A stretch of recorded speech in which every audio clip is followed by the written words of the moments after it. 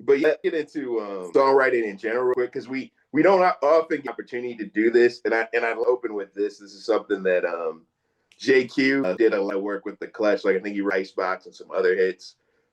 He said that songwriters, or like whatever you call song, like including like musical that fall into two buckets. So there's like the scientist, right? It's like, all right, this genre, this goes here, this is this work and this doesn't. Okay, this person sings like this in this key, et cetera, et cetera. Like they're been done before, what's about to happen, taking all that data and then applying it to their process. And then you got magician, right? It's just somebody who's like, I don't know, it felt good, so I just did this in this order sounds good. And so they might do something in like 5 minutes and it sounds amazing. You know what I mean? But it's Right. just of what they came up with it, right? So I would say, each burnt ships. Like I'm more the scientist, Gary's more the magician, right? Like that's kind of we align and we kind of figure out doing my stuff, he's doing his magic stuff, and we kind of find the happy medium. So I can see that. That's dope. yeah, so for you, where do you like? Because I think I know, but I want to give you the Yeah, opportunity. we both a little pool going, man. So answer correctly. Okay. No So, pressure. all right, for sure. All right. So, in all honesty, man, I think I fall more in the magician realm, Mm-hmm. but with scientific approaches. Like when you think of that look, that had to be more of a scientific approach. What need and what does it call for? But the magician, I feel like in me, I'm gonna go off the feel of the beat. I'm gonna go off of the hook. I'm gonna go off the bass line, the space, the ad libs that can like help accentuate the track. And so I'm gonna play with that whole magician sphere like naturally. Because I'm going to feel me first. I can't write to a lot of things that I don't feel first. So I Mm-hmm. think that's what the magician in me is like. But I think also you have to think about what the track calls for. Give me that. It's different from that look. Right. So you see what I'm saying? So you have to know the approach to keep the energy up right. That's going to be more of a scientific approach, but I think it's almost like a hybrid of both. But I think I lean more to Yeah, predominantly being a magician.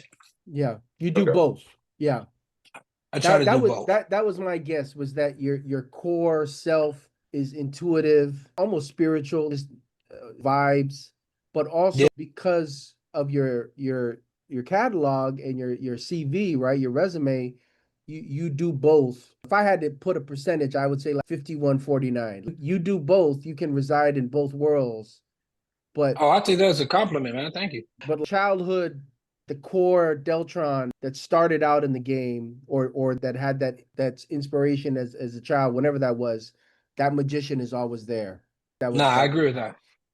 I agree with that. I thought I would more be like 70% magician, feel magic, or 60 and then, but I take that as a compliment because 51-49, it means that I'm approaching this with both of those things in mind, feeling and the scientific approach. Are we going to pull up off the rhyme schemes a little bit? Are we going to flow a little bit, hold notes and harmonize a little bit? Yeah, I'm saying the technical aspect of it, where should I be sitting at an octave or yeah, level or delivery, pitch, all that stuff.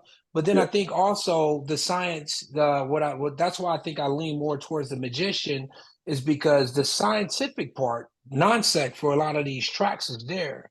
You know what I'm saying? So he's like, yo, that's dope, but let's try like this. Then it starts getting the science involved in it. And then you mix that in and then you curate something beautiful. is that something? This metaphor analogy of magician, is that something that you've on your own thought about as your songwriting has evolved over the years? I'm curious, how did working with such famous and greats as Dre and Izzy Bones, Mhm. how did that experience influence you as a young producer and artist and MC yourself? And then did you early on start to realize some of those things, like that perspective? Oh, I have both of these. That's one approach, the magician approach. How did working with people like that early on affect your artistry and your craft?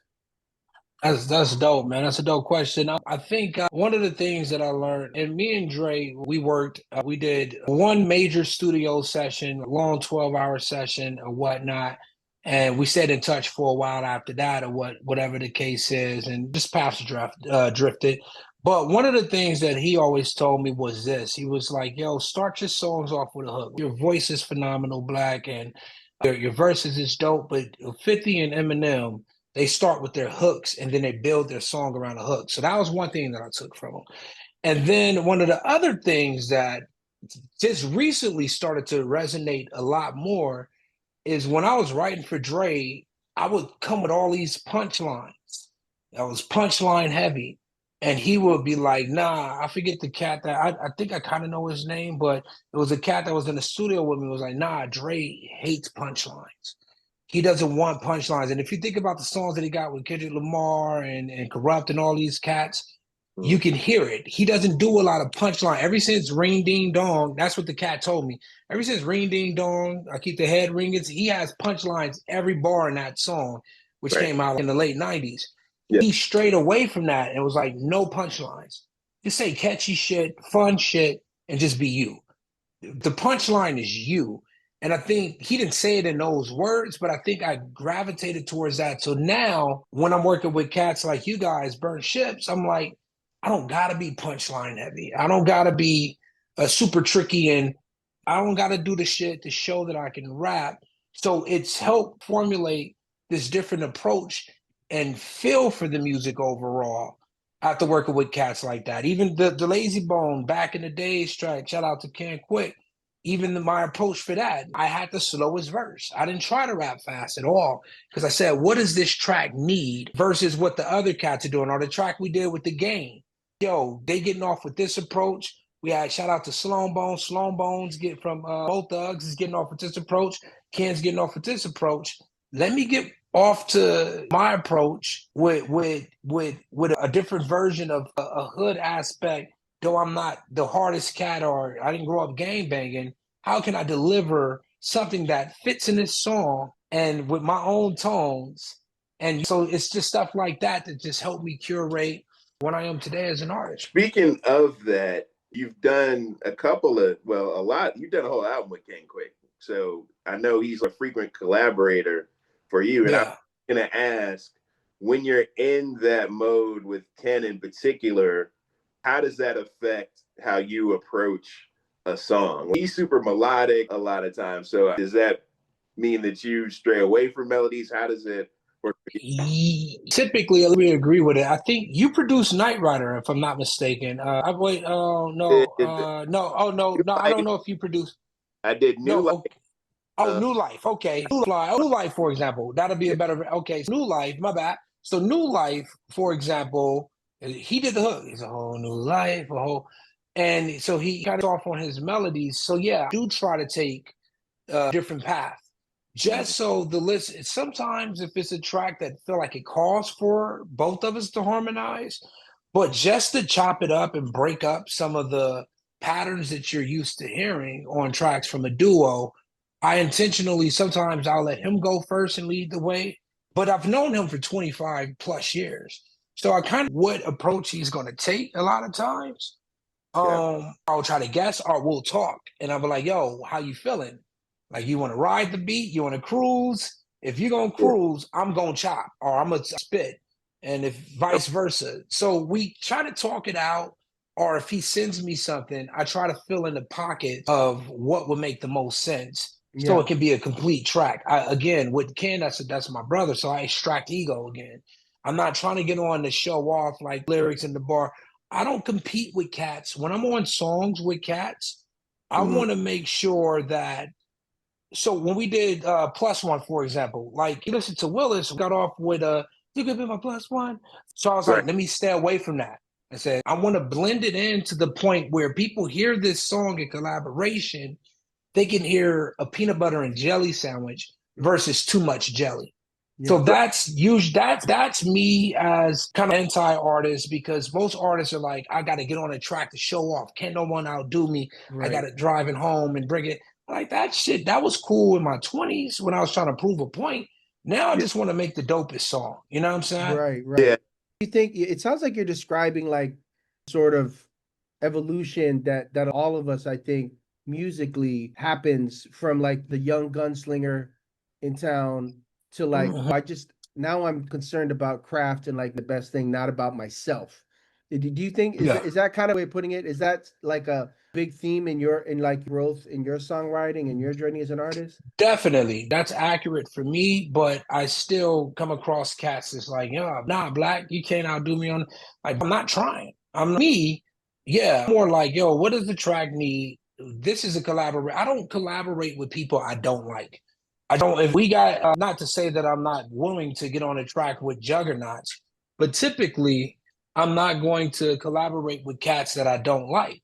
Yeah, So I'm not going to get on to try to outdo you. I'm going to get on to make you shine. Sometimes I've even thrown alley hoop to people and right, knowing that I'm taking the back seat. So yeah, say what you just said. Yeah, key, you start off as a gunslinger, but then once you start feeling confidence in your craft and you don't right, have to necessarily prove that stuff anymore, yeah, check my catalog or wait for my next album to come out and you're going to hear certain tracks and be like, oh right, shit, he's still on it. Right. So he just controlled the venom sort of for that yeah. particular bite. You know what I'm saying? Yeah, yeah. I love that you use the sports metaphor. Nan and I use that a lot. Like, I think there's a similar thing in sports. Like, I'm a hooper or former hooper, and like, kind of like Jordan on the Wizards versus Jordan when he was with the Bulls dunking, right? Like, at a certain point, Yeah.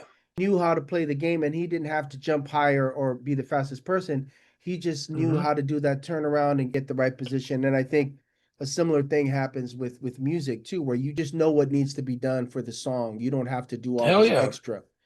Yeah, I give a shout out to Vince Carter, where it's like he started to work on his absolutely. Great. outside shot, Yeah. but even up until the very last year, don't fuck around because he could still bang it on you. Yeah. Right. But is Yeah. it really worth it? Yeah. Nah, I'm gonna still get these points regardless. Quick, just to stay on this real quick. So, what if you had to pick three things or pieces of advice you'd give up and coming to write the best song you can? What would some of those three things be? Like, if you could name them. Things for an up and coming songwriter, I would just say let life create the lyrics, even if you're going through writer's blocks. It's going to give you motivation. It's words and signs and inspiration all around you. I would say never quit as a songwriter or artist. Like never quit because it's funny. Like real talk, nonsense could tell you. We talk about it all the time. We cheers in the studio like, oh, shit, our song is doing what?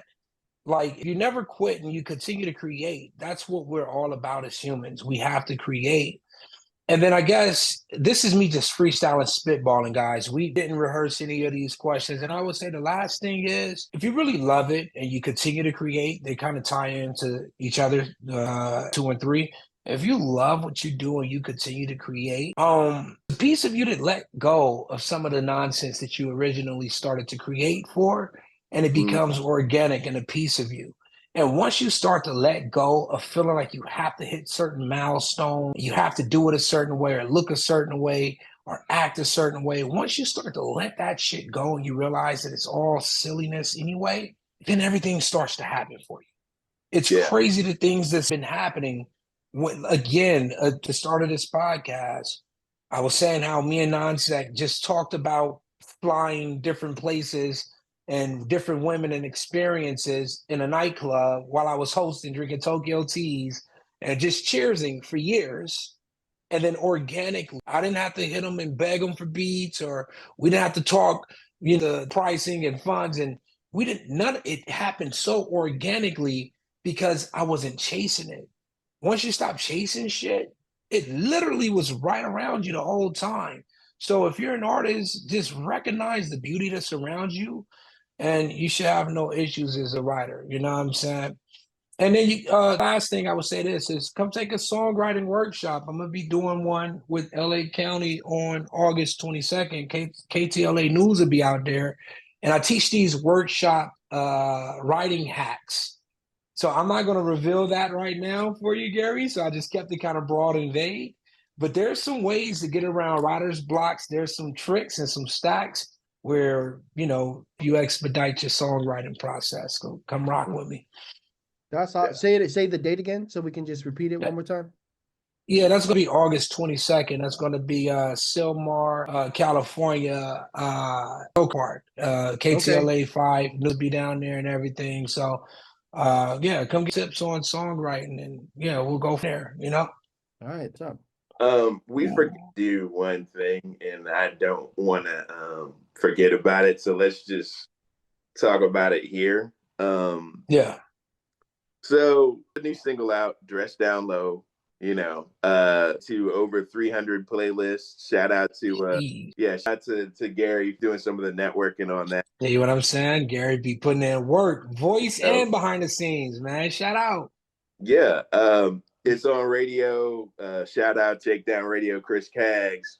But we need people to participate in the Dress Down Low contest, right? Like we've did it on a couple of different platforms, but seriously, it's one of those things where a crazy amount of entries, so the likelihood of somebody winning a dress is pretty high. Involved with that now. So what we're doing is one per platform: Facebook, Instagram, TikTok, right? So whoever the best reel using our song, ready in the dress, et cetera, then we're going to make sure we get you a upscale dress, your choice. And there's going to be 3 winners, one Facebook, one IG, and one TikTok. So that's how you give to the listeners. Real talk. There you go. Yeah, because we appreciate, this is one of the fastest streaming songs for us collectively, right? Yeah. It's a slower burn, but we were over 2,000 within the first week or so. I think it just crazy in terms of people really taking to it. And this is kind of our way of saying thank you. So, yeah, did I anything, man? No, I think you nailed it. And on my individual promos, because I know I definitely got some dress wearing fans and listeners out there. So what by the time this drops, tonight, soon as this drops, by that time you should already see it on our page. So it'll be a collaboration post, and it'll be explaining more details and the rules, the hashtags and the tags and whatnot. And yeah, we're gonna take care of y'all. We're gonna get y'all dressed, and we're gonna film the content, or we're gonna ask you to actually film and show that you got the dress. And then we're gonna ask you guys to try it on one more time while you're getting ready for your shenanigans with the dress down low in the background. So it's a beautiful opportunity, and I can't wait to see all the people participate in it. I know there's going to be some entries for sure. I'm not even doubting that at all. Right. So please participate. We want to see the reels make to it, because for always been about the fans. It's always been about being part of your day, whether it's before the turn up, part of the turn up, relaxing at home with the family, but how connect with our music. It means a lot to us. That's obviously, the money is good, the acclaim is good, but we really just want people to connect with our music and feel a certain way when they play a Burnt Ships Deltron Blac record. So it's fire. Appreciate you. To follow on that, because we've talked about like a lot of dance records, etc. But with some of the controversy around ICE and the guard being in Los Angeles, etc., we social commentary or protest records. So I think we should also give a little time to that. So what got to the point where you said, look, I gotta do some records about this and address this? I think major things, man. One is like extremely busy up, and family man, music videos, all types of photography, all that. I'm caught up. LA County vendor, all that stuff, right? So I had to figure out. I saw something online that was like, just because, and like with the Black Lives Matter protests and movement, like I was dropping out waters and food, and I was linking up with different people to go out and protest in the streets. And I wanted to be just as active a few years later, but realistically, I'm like, much can I contribute? And I saw something online that said there's different ways to contribute.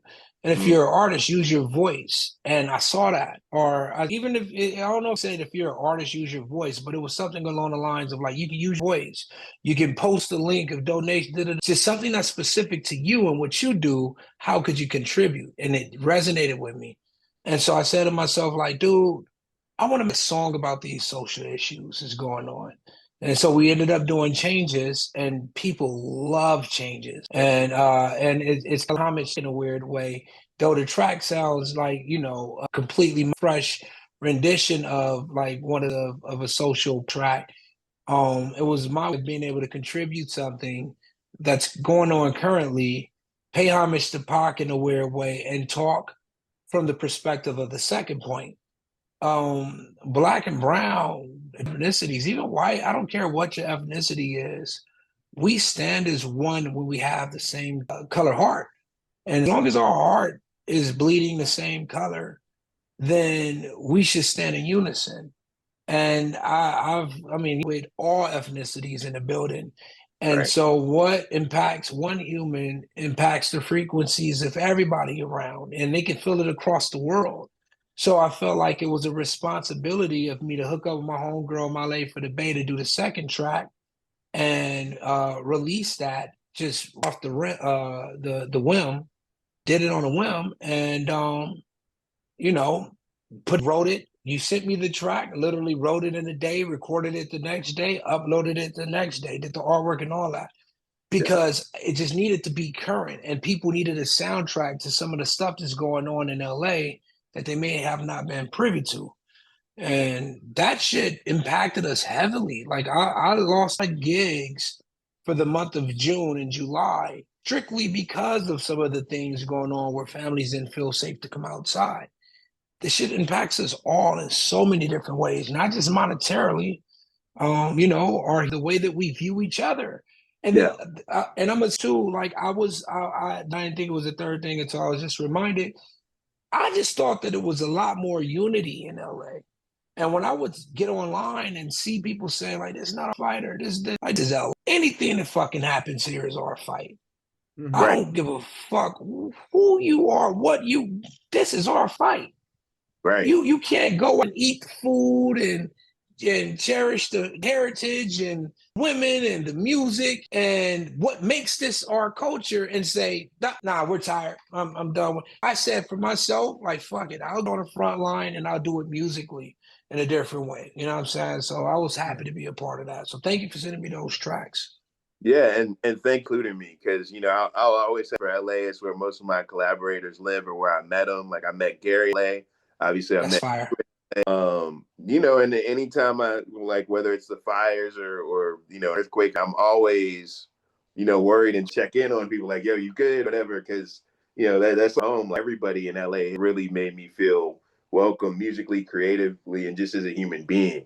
There's light Yeah. out there. So thank you for giving me to be. And likewise, man, because when the up the street from your house, Yeah. like a couple blocks down, like I'm worried, like yo, they're telling the whole family, like yo, I got to on nonsense, like I think he's there, and I hit Yeah. you, and you're like, ironically, Yeah. it stopped two from my house, and I'm like sitting there Yeah. nervous. That goes to show, whether it's L.A., New York, DNC, Florida, wherever, we're all connected and serious. Well, and real, to echo what y'all are saying, and big ups and to both of, and I say this to Nan all the time. Like, honestly, I couldn't fuck with y'all, either of y'all, if you were right wingers and we didn't share that. That's just how I have a hard time in this moment separating the art from what's going on. And so when you did Yeah. those tracks over the past few months and dropped them, man, I was just like, that's what I'm talking about. And what you just said right now, I lived in LA for 10 years.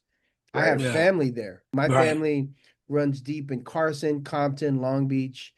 And so the LA that I know is not Hollywood. Yeah. I worked and lived in Carson at Carson High School. So, the places are very near and dear to me. And to all of my Latino and Mexican communities in LA. And so Hell what's yeah. happening right Hell now is yeah. just, it's shameful, honest. It's embarrassing. It's Um, disgusting, man. It's yeah, it's nasty. disgusting. And so I wanted to tack this on because there's something about what you said that reminded me you're a mentor and you have this sense of family and community in you that's rooted outside of, it's not just about Deltron's music or Deltron the artist. You're always Yeah. giving back, and the way that you spoke about the protest songs Thank and the you. movement and BLM, and I knew that even before you dropped those songs, just when vibing with you these past couple of years and in person in LA. Seeing you do that and then talking about it tonight, it reminded me like a big part of your life as an artist is organizing these live shows and letting up and coming artists have a venue and a platform for their Mm-hmm. music and taking them, under your wing, live performance, but also in the studio. Talk to us about experience and why that's so important to you and why is it about what makes Deltron Blac tick makes you do that? Like not everybody Bars. comes up and just to put other people on in the way that you have consistently. How many times do you perform a year? A lot, right? Like a fair amount of your time is Yeah. performing live, and a good chunk of that is showcases for other people, not just yourself. So tell us a little Right. bit more about that journey and what that's about. Oh, thank you. That's that. First of all, thank you for the recognition on that.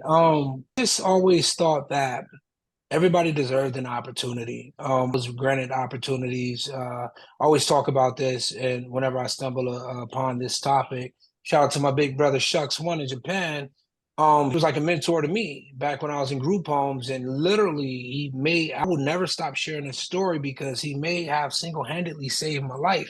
He literally was like, yo, I was fucking up in school. I didn't really care. I was reckless, 16, 17. And he was like, yo, if you stop acting up, you stop AWOLing, you stop cussing out staff, and you do better in school, each week on Friday, when you get home, I'll bring over my 4-track or 8-track, I forget whichever one it was, and I'll record you. He would bring his mic, his whole setup, and I would record right there in the group home living room. And he seen that I had all these lyrics, and he gave me an opportunity, and it gave me something. It motivated me. And so I just wanted to carry that on. So that's why I give back to like community and the kids and like teach at certain schools or parks and recreation centers, the songwriting workshops and DJ workshops and breakdancing and all types of like freestyle contests. But on the aspect of the community and throwing showcases and putting money in artists' pockets, I've put over maybe 800 to 1,000 people on stages, Black House music over the last 12, 13 years. I've done this stuff because I've also know what it's like to be shunned. And my style was always different. That's why Burn Ships is like a home for me because my style has always been different. I can make the shit sound smooth, dope. I could also get lyrical. But when I would do that in certain spaces, they would be like, nah, man, like not backpack enough. They wouldn't say that, but that's what the energy was. And I said to myself, I want to create something. I want to create a safe space where artists can come through. They cannot get charged to perform. I could potentially put money in their pocket depending on promotion. I don't even have to at the show. I'll host the showcase to keep the energy all love and peace, bring people in the doors, introduce beautiful women and handsome men together, create babies and love and new friendships. And it just felt good to give to people an Yeah. opportunity with no strings attached. And I just feel like I'm just doing the universe's or God's work. I just really feel like it. And so if I got to kind of laughing stock, because I'm one of the last promoters in LA that's not charging people to perform, so be it. But only had in 12 years, only had one scuffle. My track record breed and beauty and community. Ask anybody who ever came to one of my events or shows, they're all leaving with smiling faces. Yeah. They're all hooking up in the front or they talking, collaborating. So many songs and groups and collaborations have formed for some of the things that I put Yeah. together. So I'll never stop doing it. It's bigger than me. It's That's always what's up, been man. bigger than Yeah. us. Yeah. Just for context for the listeners out there, I mean, I first moved to LA and started gigging in early 2000s back in the day. What Deltron is referring to is like all paid. Like you gotta the tickets. If you can't sell them, it's coming out of your pocket. And I remember that. I Yeah. remember getting there and being like, oh man, I gotta hustle and pay for these tickets or get come out. So what you do is unique and special because you're doing something that is not really the mainstream practice in Los Angeles. That's just not how it's It's done. not money driven. And why like I've had competitors and other promoters come to my events and they're looking around and it's packed. Whether it's 100, 150, 200 people, whether it's just 70 people, usually we're not lower than like 60 people. That's a bad night. But on average, we're 100 people. And the reason why is because once you start to extract the money, and you start to extract the intrinsic or motivating factors, once you start to extract all that shit, now you got to operate off of just love and Right. and will and creativity and Yeah. community. You know what Yeah. I'm saying? You start to extract ego when you extract the money. You know, I've cats promoters that are like, yo, pay to play, and you go to their show and it's literally just the artist. The promoters hide in or by the door, and it's 15 cats in the crowd, but they're all performing. Yeah. And there's no one to cheer. There's too much ego. They're pissed off because they paid money. They expected the old school promoter, which would have taken their money, went to Venice Beach with flyers and a street team to pack that for them. It's gotten lazy. So I said to me, I'm not going to go and hit the malls and the street. So if y'all doing that, let me give you an incentive for doing it. But if you don't do it, it's okay. But just understand that we want to build community and bring as many people in as possible. Yeah. But promoter cannot go out and keep the money, not go out and do their job as a promoter, and then expect to have happy crowds. It's just not going to happen. Are there, real quick, last thing for me on this point, but like, I'm curious because you see a lot of young artists. Who are some of the up and coming artists in LA? Are there any names that pop out in your head, like off top of your head, that you've heard in the that are, or even like nationally, just anybody that you're following, you know? Completely honest, I will say no, and that's to shade anyone in particular, but it's because honestly, man, when people send me their music or I put them on shows, I listen to all of it, and I just see everyone as equals. I have some cats that are veterans that come to the door and they're like, yo, I need this time slot. I need, yo, you got drink tickets. I need 3+1. I get the veterans and I got the cats like, yo, I'm nervous. This is my first show. I look at them all as equal opportunity performers where they can and they all have a chance to change their lives. So I try not to follow or get stuck on any particular person.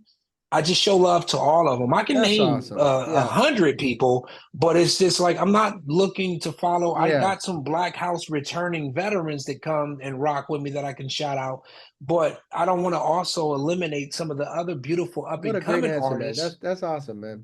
Yeah, it's like a media train, right? But I'm dead serious, dead ass serious. You have some of our Congress people.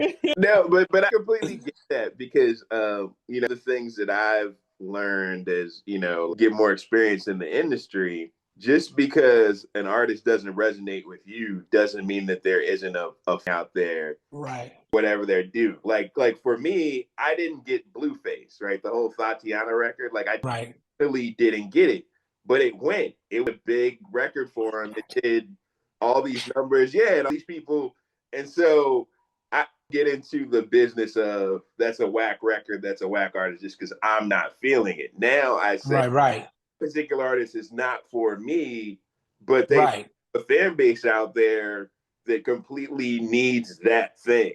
Like whatever it is, exactly, they need that. So I might have say that this artist is whack that's touching the stage, or he might not like it's he's himself. He's an opportunity and a platform to reach out to his friends, his family, and he might be on his first show ever, and he's off, and he got a backtrack over the whole track, and my MC veterans are like, "What is this backtrack BS?"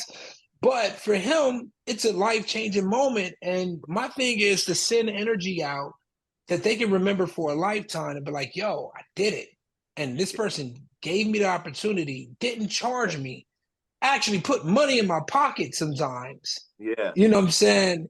This has been a night to experience. I'm about to go have a threesome or whatever. You know what I'm saying? Or I'm about to go get some cheeseburgers or whatever. Right. You know what I'm saying?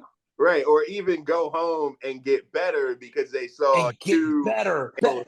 That's the main point, non-sec. Actually, I'm joking around, but when they see these other MCs, or when they see what works, like you were saying earlier, Gary was like, "What works for the crowd, and should that be added into your writing?" I've almost done a version of artist development with some of the cats that come through my doors when it comes to these shows. I've watched confidence pick up, delivery. I've watched people fine-tune their sets. So much so to the point that I'm not even fine-tuning my shit sometimes because I'm putting together the show, taking care of the kids and organizing it, sending it off to the DJ, booking the door girl, all this shit.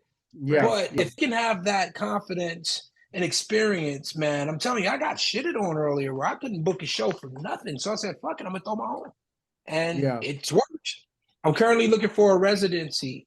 So that should be happening. I'm hoping by the end of the year where I can do something consistently and start to really generate a buzz for what we do with Black House music. Yeah, that's fire. You know, forward to that. And obviously, like between I've introduced you to and your network, like there's gonna be plenty of people who are gonna be able to perform and take advantage of that Oh stage yeah.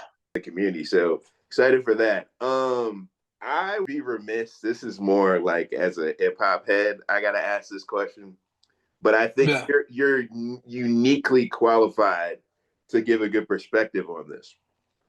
What Okay. I mean with the new albums from like Freddie Gibbs is there's an element of people who missed, elite lyrics, like finally albums, old school rollouts, that a lot of people had in the 90s, quite frankly, up to like early Yeah. everybody had.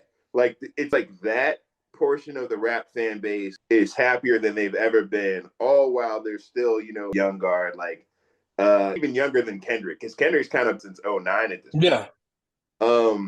Feel like overall, this might be one of the best times where every like pop fan has somewhere to go to be happy. But I think the ones that really, really the lyrics and the finely crafted albums are coming back to like this is something for us, whereas before they felt like like no, there's no shade, but like a Boys album wouldn't have filled that need. So do you feel like there's a coming in terms of everybody being happy again with the balance? Like, is the start of something to come, or do you think this is something that's a one time? Like a scene. Yeah. I think, and that's a wonderful question, man. I would say yes. I look at it like it's a sporadic occasion, but in all honesty, hip hop just turned 53-ish, right, or something like that. So hip hop is officially like at status of what rock was in like the 90s. And I think that people are starting to realize that there's quality in different generations of music. I don't know if you saw that Souls of Mischief round video, I forget what it's called, but Red Bull shoot, I forget what it's called, but Souls of Mischief from 93 till Infinity came back and just did a remix version to the same beat and they killed it. And they're all like in their damn near, I don't know how old they are to be honest with you, but they're like, I think they're in like their 50s, late 40s, and they killed this shit. Yeah. And people starting to realize that, oh, our golden era MCs, Big Daddy Kane is still killing shit. Even before golden era, like he's still shit. Right. And the Method Mans, the Raekwons, the Clips, you know what I'm saying? Like these cats still killing it. So they call it adult contemporary hip hop or whatever the case is. If Jay-Z drops an album, it's going to be mature and they're going to stream it tomorrow and it's going to be crazy. So I think that this is a beautiful place where all of us get to share our voice. Andre 3000 is probably really kicking himself in the butt right now for saying like, I'm 50, what am I going to rap about? Colonoscopies and shit. It's like, no, I just Landlord yesterday. Did you hear Landlord by Slick Rick? I haven't. I heard the song with Nas. So that one. That was the other one. I heard that right after Landlord. I heard the one with Nas, and it was bars. I forget what it's called, but they verse each. I think it's called Document or something like that. He's talking being a 007 and doing some assassin mission, and the bars and the rhyme schemes and the beats and the selections. I added it to my playlist because I'm like, yo, yeah, you're right. There's something for us. So now we have genres. If you want to turn up in the club, cool, go do it. You want some mature music where you can think and ponder, go do it. If you want something that's in between, you want some Kendrick, a little bit of like, a little bit of turn up, go do it. And, that's where we're at in hip hop now. And I think with the streaming starting to shift and the industry collapsing, I think it's about to literally be a free for all, especially for cats like Burn Ships and Deltron Blac. Shit up. I think collectively we're up on balance. Like there were the quote unquote less lyrical rappers, right? Like Too Short were not known for being super lyrical, but they had space. But then you had the Kanes or the Nas's or the Jay-Z's, who were Mm-hmm. more lyrical, and that was fine too. And then you started getting some like lyricists out like Scarface and Lil Wayne, Andre 3000, and Big Right. where you could be lyrical, but you could have a Southern sound. You know what I mean? And so Yeah. I think it's I think is the right Yeah. urging to that for people who were dying for lyrics, they don't only have like when's the new Kendrick, when's the new Cole, and up otherwise. Like now there's actually options of legends are still rapping at an elite level. Like, to me, it's gonna be, I'm not done, but to me, it's gonna be like probably top for the year. I don't see Definitely. A lot of people swear by the new Freddie Gibbs album. A lot of people like the new Raekwon album. It's like there's people who wanted to come back to hip hop and hear something new, not have to play the old school stuff just to hear some lyrics. Yeah. Hendrix, I want to get your. That's beautiful. Yeah, no, thank you for asking me that. And I'm glad you value my opinion. And yeah, I think it's space for everybody. And ultimately, I was at one of my shows last year. I was like, yo, it's funny how everybody was rapping for money and they were rapping to hustle and come up and be overnight successes. And ironically, the industry is collapsing right in front of us. And nobody's getting money from it. Some of us out there getting a little bit of dough or a little something. But overall, if your heart's not in it, fuck are you creating for? Like, this music saved my life. This is my everything. This is my sanity. So I can do this for free for the rest of my life. And I'm seeing people crashing out and burning like, yo, it's happening. I thought I would be this. I thought I would be that. It's like, bro, for the wrong reasons. It's going to come if it's meant to come. You know what I'm saying? Right. Yeah.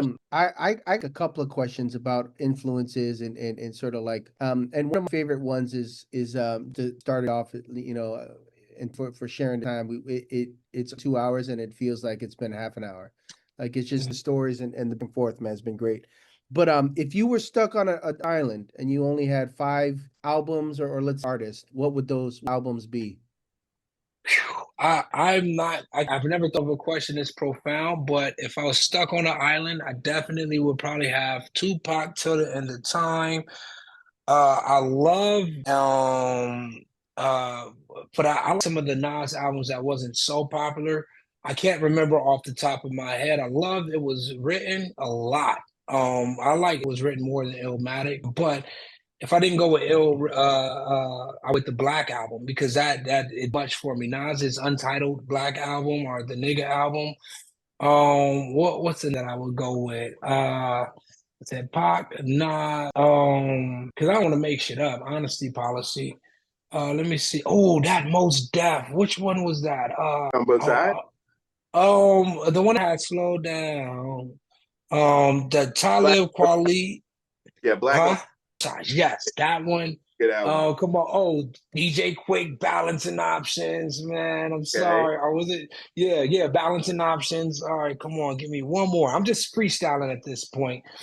Oh, come on, man. I know I'm tripping, but maybe it's going to be a Busta or a Twista album. I got to have something with tongue twisting because I'm stuck on an island, so I got to exercise the tongue. So it would have to be Busta or Twista or Adrenaline Rush. Ooh, or either Busta's, like, I want to say Big Bang Theory, but one of the Busta albums. I'll leave it at that for now. I'm freestyling. That was a great answer. Thank you, man. That was hard, man. That was a hard question. Hey, I always think you best of Busta Rhymes because it's like if you best, it's like it's cheating. It's cheating. And last point. There's something in your eyes when you were thinking about these albums just now, and you see the joy and the passion. And you've talked about how Foster and your mentor who recorded you on the 4-track. What are some, like, can you, if at all, like some of your childhood memories musically? Doesn't necessarily have to be hip hop, but what are some things that stuck with you, made you into the artist and the musician that you are now? What the fuck, Gary? That was dope. I'm gonna tell you why that was so dope, because I just mentioned Tupac till the end of time, right? Everybody loves Pac. Some of them like the raw side, strictly for my niggas, right? But for me, I think the reason why I mentioned Tupac till the end of time, that was another pivotal part in my life where I just moved to Pasadena. I was in 6th, 7th grade. And I had this homeboy named Adonis. So let's freeze right there. Go back to 1992-ish, 1992. Whenever Keep Your Head Up came out, I was a young kid in foster care.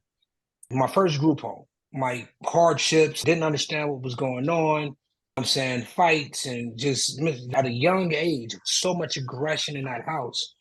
And I remember Keep Your Head Up would come on, and the staff would watch Tupac Keep Your Head Up, and I just gravitated towards him because I remember holding a kid, right?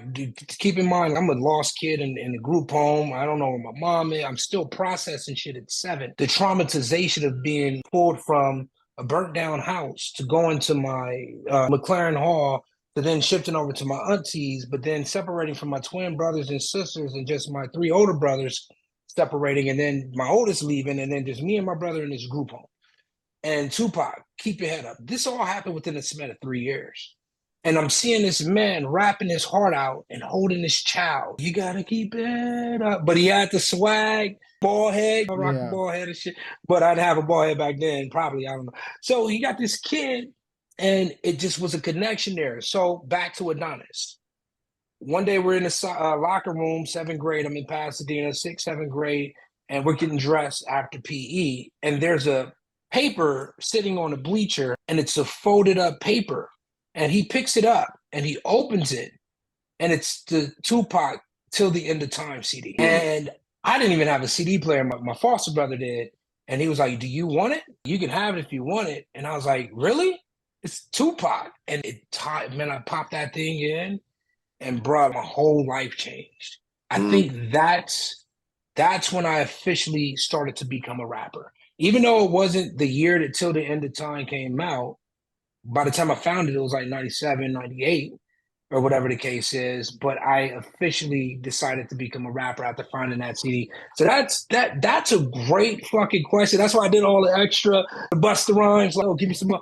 Because I don't get hit with questions that help curate who I am today. I'm saying, so that's one of my favorite memories tied into music and childhood, perseverance. And that album was fire from front to back. The album was nuts. Me Against the World, not Till the End of Time. Me Against the World. I'm so sorry.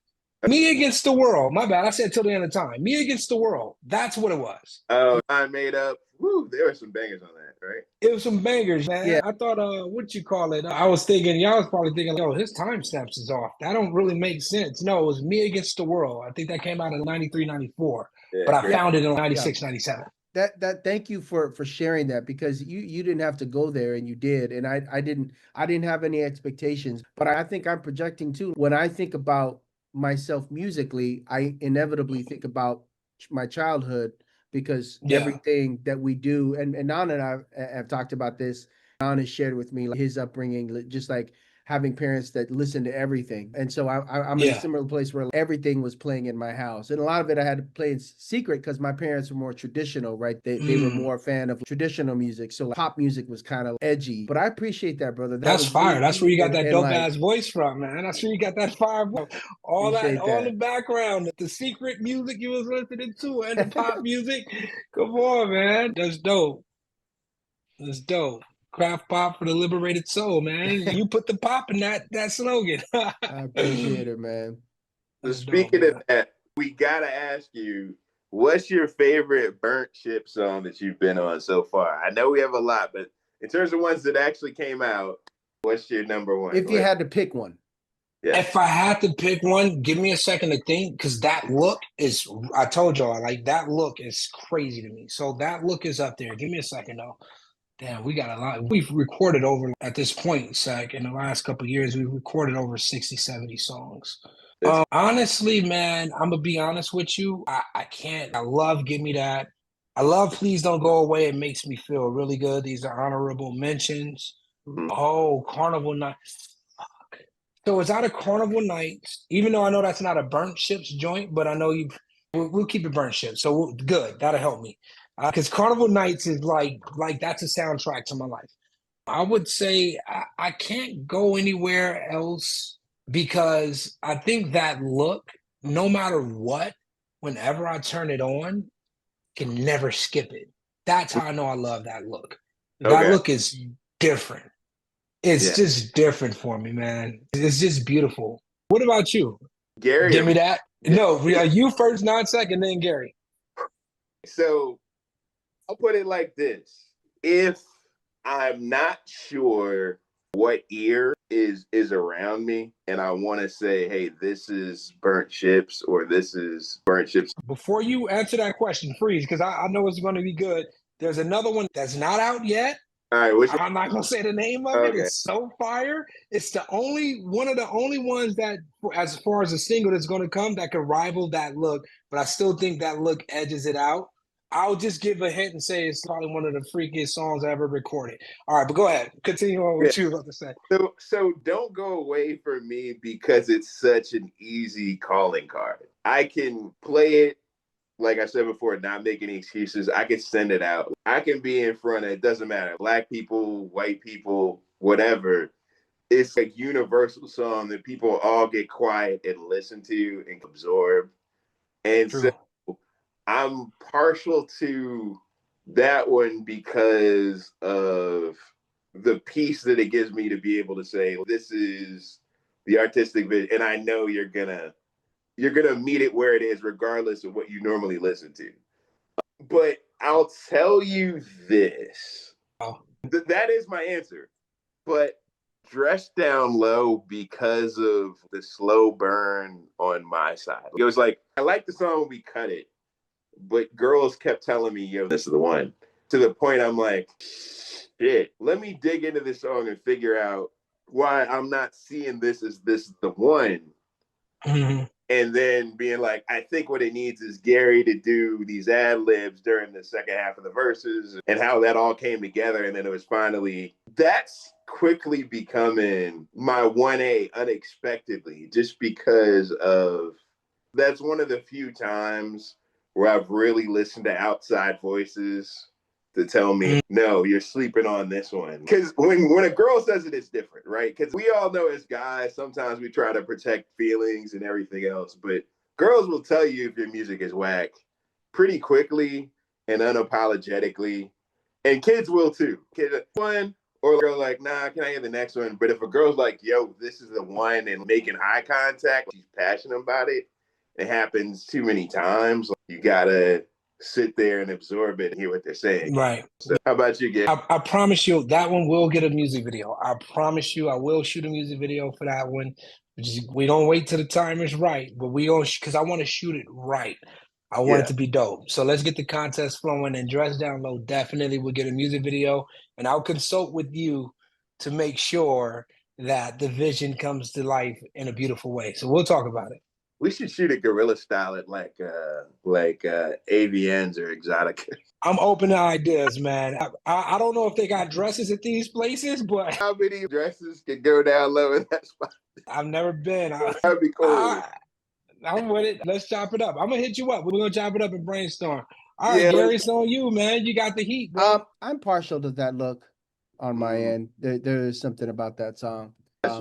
But to be clear, I love all the stuff we do. I'm a homer, man. I love all the stuff we do. Yeah. And what's the other one? Baby, turn off the lights. That shit is fire too. I actually, like, of all the up-tempo sort of club joints, I think Go Ahead Baby is the joint, man. Like, I love that song. I love it too. So that one's a thumper too. I got some video footage for that one. I just wanted it to be Halloween themed for whatever reason. It just felt like a dope, sexy, dark, everybody dressed up in this sexy Halloween. The girl Vixen, I just see it, and I just couldn't release a video for that one unless it was done right. I just like, nah, I don't want, this song is so good. Confession with Give Me That song. The video, I needed more time, more production, bigger budget, because that song deserved fucking a gargantuous budget to just kill it. You know what I'm saying? So I learned a hard lesson where I'm like, yo, if you don't have the proper means to do it the right way, it's better to hold off, because these songs are never, what we create is never going to get old to people who've never heard it before. So it's better to just sit on it, and I might want to do a revision of Give Me That, because I just want to make sure that we do these things right. But Go Ahead Baby is definitely one of my favorites too. So Gary, what's the one you play? What's the one you press play on first? If somebody's never heard our shit, is that the one you press play on first, or is it a different one? There's a few. That one, robbery. But between the stuff that we do with Deltron, that one, give me that. Give me that is hot, man. Give me that is Yeah. yeah. It is a. I think to your I, point, I think all of our stuff is evergreen, and we just keep grinding, just keep doing the butterfly stroke, like you said, man. I got a DJ to play "Give Me That" at his mall residency. Crazily enough, two years later, people are finding it and playing it out. I love the fact that it doesn't sound dated to people, even if they hear it 2 years after we made it. I love I like that. That's a magic in terms of us trying to curate a feeling rather than chasing a sound. You know what I mean? Right. I think the fact that we curate like a feeling and an experience, how do you feel when you hear the song, is it's given our song some longer life than if we just tried to chase a sound. Hey, everybody's doing this. Right, right. Yep. No, I'm with you. Don't chase the sound. Don't date your music. Don't put dates in your music or current events that can't be long-lasting current events. This is more so towards the artists that are songwriters out there. Try to stay away from that stuff because you got to write with a different approach when you're underground and independent. Now it's different. Now we had the major platform and machines where we could just send it out to radio and it's automatically on radio on some Drake status or something like that. Then I could write current events because then it'll be a timestamp. But even then, if you think about Ice Cube, today was a good day. Right. He didn't timestamp, date stamp a lot of That's things. right. Yeah. Here comes the scientist. Tour scientist. Drop that science. Nah, that's what I'm saying. It's stuff. If I would have known, I would have tried to prep for this type of What are you wonderful talking podcast. about? Well, I appreciate it, but I'm saying I know I do take certain scientific approaches and the magician approach, and I can answer those more eloquently. But at this point, I love the beauty of this being freestyle, not rehearsed, no sent questions to me, and we're just doing what we do well, and that's create. So that's fire. Hey, man, thank you so much. I know I always tell you this in the session, but number one, for bringing me back into hip hop. Yes. Thank you, Black. For trusted our sound and the way we put things together in order to come together and create something that's impacting people all over the world. We can say that unapologetically. There's kids we never met in Australia that were jamming to "Give Me That" and are jamming right now to "Dress Down Low." And we never met them. We never did shows there. This isn't capping. We got all the screenshots. We got all the posts. You can look at our post history and see Australian jamming to our stuff. You can look and see when we were on radio in Lithuania. You can see the history as you go through our social media. And I just want to reiterate that it's just so special that we've been able to take everything that we've learned musically, everything that we've experienced, and be able to reach people in a way that you just can't talking. You know what I mean? Have a song and it becomes something to them and some memory to them that you're never going to know about, but that it's out there and that somebody's making a memory to some shit that we did in the studio, and we got to get this out. That's fire. And lastly, from my end of things, you reminded me of something Black started off with right earlier, saying he don't make music with people he doesn't like, and I think we don't. It's true all around. Like we genuinely are vibing and like each other, and I think it's just make music with good people, and everything will work out. And so I appreciate both of your spirit. Your not just your talents, Black, but just your goodness and your community service, and really opening doors for people that are new to the game, and just continuing to be a mentor, and that is important to me too, and Nan knows that. So I just appreciate that. I appreciate your spirit. I appreciate you taking a couple of hours. It flew by like that for me. I hope it did for you too. Pleasure. No, it definitely did. It felt almost like how we did that look when we did the music video. You could tell when you bonded with your boys and it don't even feel like work. And we had a great time when we did that look over there in Santa Monica. And that's exactly what this felt like. So thank you guys for having me. I really appreciate y'all. And when I tell y'all I love y'all from the bottom of my heart, and I appreciate y'all trusting me and allowing me to be a part of what you guys are creating, it would never go forgotten. For real talk. So thank you guys for having me on, man. Real shit. We like it goes without saying, we appreciate you and the major part you played in our radio journey, exposure to DJs, videos, everything. Last but not least, let's make sure that everybody knows where to find you on social media, man. So let them know what the socials are so they can get a hold of you, so they can follow you, so they can figure out how to come to the songwriting workshop, everything. There we go. For sure. That's going to be Deltron Blac, Deltron Blac. Once again, that's Deltron Blac, all one word, no K. I'm going to be on TikTok, Instagram, you name it, or Google, whatever. However you find people, just Deltron Blac, one word. Yeah, out, man. You know what I'm saying? Stay tuned because we got a lot of beautiful stuff coming. Absolutely. Yeah. So, Gary, you want to shout out the socials before we wrap it up? Yeah, at Burnt Ships, IG, TikTok. You can find us for the podcast. We'll be posting. We get an edit out and have this out in about a week or so. And just looking forward to seeing the finished product. Just getting your story out there, Black, because I think that's a big part of what we try to do as well, is to share world as an artist and our collaborator, of our primary collaborators with the world, because it's important that the world hears your voice and what you got to say. So thank you. Yeah. Thank you. I appreciate you guys, man. Yeah, well, hey, we get back to these badass kids. No, I'm just joking. They are cool. They are. I'm gonna get back to these kids, man, and we're gonna keep it rocking. Until the next time. All right, everybody, like, comment, subscribe, Burnt Ships and Deltron Blac. You'll get more details on the contest for those girls who want a free dress, or those guys who are smart enough to take video of their girl in the dress and submit her and claim they bought it for her. We looking out for you too, fellas. Like, you gotta think there, but yeah. It is, man. All right, I appreciate y'all, man. Y'all get home safe. And until the next time, we back in the studio, man. We gonna keep these ships, man, and we gonna be keeping it black. Keep swimming. We gotta keep swimming. Come up for air for a second, catch your breath, and keep grinding, keep working. Real talk. All right. Appreciate you, guys. Appreciate you too. Take care, brothers. All right, peace out. All right, take care, y'all. All right.